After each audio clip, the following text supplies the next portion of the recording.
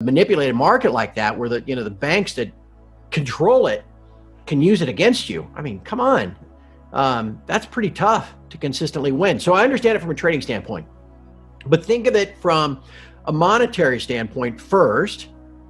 Okay. You've got the world of unbacked currency, where the pendulum is swung all the way over here to just completely, they're just issuing it like, doesn't even matter anymore, right? Here, another trillion here, another trillion there, and the Fed's going to monetize it to the point where the only reason it has any value perceived at all anymore is because people still accept it, still accept the dollar.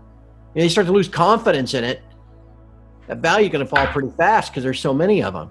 So eventually that pendulum swings all the way back to a currency system with some kind of sound money and backing, and silver's been money even longer than gold. Think of like rent control in New York City, maybe is the first thing that comes to mind. Living space is so tight in New York City, and I don't know how many other cities do that. They have rent control. The actual amount that people pay, right? Well, the value of it is actually because, inflation, everything else should be far more. And that manipulation holding that price back, the farther and farther it goes, when that manipulation is removed, you're going to get this huge, massive reset higher. And that's what's happened to silver over the last couple of decades. The price has been manipulated and held low for so long that the dynamic that should be pushing up has been restrained. And so if that dynamic's removed, we have no idea what the actual price of silver would be, because every single ounce that's publicly available has been levered and relevered and hypothecated and rehypothecated so many times that there are probably 100 beneficial owners for each ounce. And so when everybody shows up at the same time saying, no, that's my ounce. No, that's my ounce. No, I got a piece of paper here that says that's my ounce. The hell's really the price? And so for the long-term holder, you've got that sound money aspect. And then second, the total distortion of the price discovery method, that once we shove these banks out of the way and get back to some kind of physical price, it's not going to be $27. It's not just wishful thinking. We already had a great year last year, up 48, 49%. My forecast this year, without all of this stuff factored in, because who could have seen this even a month ago, was in a commodity bull market that we're generally starting to see now. After about 8 or 9 years of general decline, a lot of commodity indices are starting to break out.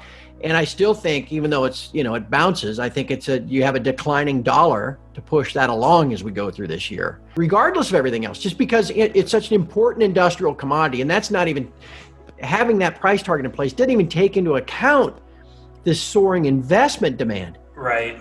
And so of all of the silver that gets mined every year, a large part, let's call it maybe 60, let's just call it 2/3.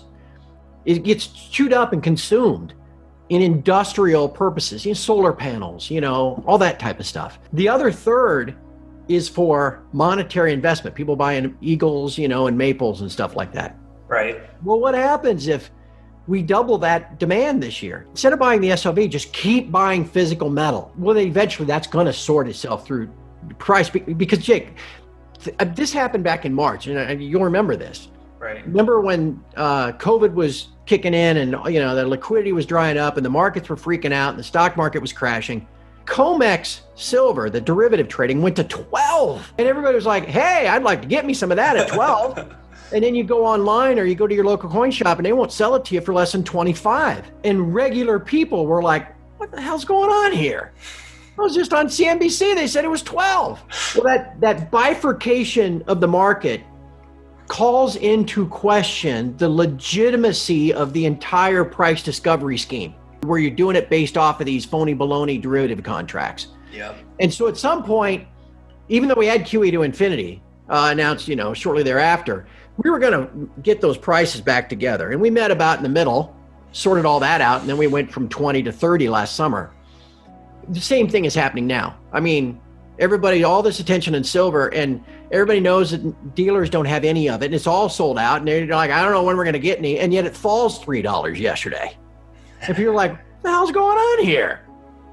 Same thing will happen again. Either that premium is just going to have to completely collapse and fall all the way back, back down to you'd be able to acquire it close to that COMEX price, or they're going to have to allow higher prices, because it makes the whole $27 thing completely illegitimate. The run that we've been on stretches back to November and December of 18, because the Fed had spun these plates in this illusion that they were going to, remember they were going to cut their balance sheet, normalize it back to $1 trillion. It's now what, 7 or 8? Right. And they were going to normalize interest rates, which, would to service all of the existing debt at 5 or 6%. Right. So anyway, they got it up to about 3% on the 10-year Treasury. And the stock market started to collapse in late 2018. And so recognizing that, I thought, okay, they've pulled this, the rubber band as far as they can go. And so where we'd been trading sideways in gold and silver for about 5 or 6 years, never getting above 1350, I thought, okay, this is going to be the year we're going to break out. And I put a target out in 19 of 1520, somewhere around 1480 to 1520. We actually finished the year at 1519.95. So that worked out okay. So then I thought, not knowing about COVID, I thought, well, why wouldn't this continue next year? And when I wrote the 2020 forecast, I thought, well, just, average bull market gains about 20%. That would be about right. So I came up with $1,800 gold. And I thought silver would run into a lot of resistance in the low 20s. So I didn't know if we could get through there. Anyway, obviously we had a much better year than that. And COVID, again, you couldn't foresee that. Well, then as I'm writing this year, again, the conditions are the same, right? What's Biden going to spend? Like $5 trillion? I mean, it's outrageous what they're doing. I mean, we're headed down that modern monetary theory path where the Fed just monetizes everything. And I thought, well, it's not going to be easy, right? But why wouldn't it just keep going up? And plus, you could say the central banks want a higher gold price because they're trying so hard to foster inflationary expectations. So I went back and looked. Again, average bull market gain the last time we had a 7 or 8 year run in gold was about 20%.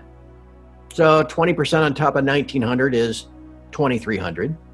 And then usually when you make a new all-time high in just about anything, you make those new all-time highs and then you get some notoriety and some headlines and some crowd and some frothiness, and you overshoot it by about 10%. We go 10% past last August highs, we're right about 2300. So there's that number again. Silver, I figured, should do better than gold. And silver's a little bit easier, Jake, because there's a chart. Gold's off the chart, right? I mean, we're well above where we've ever been. And we were projecting that too. And you're like, well, then how do you use a chart? Well, silver, we can actually use a chart. And I thought we had a shot at 38 to maybe 42 or 44 this year, regardless of all this other stuff, just because of the fundamental stuff that's driving in the first place. But man, we keep this movement going. And the critical part to the movement is physical purchasing. 1 tube of Eagles will help. And that's 20 ounces. It's 500 some odd bucks, $600. Everybody, if we get everybody to do their part to take silver out of the hands of the banks and into your own,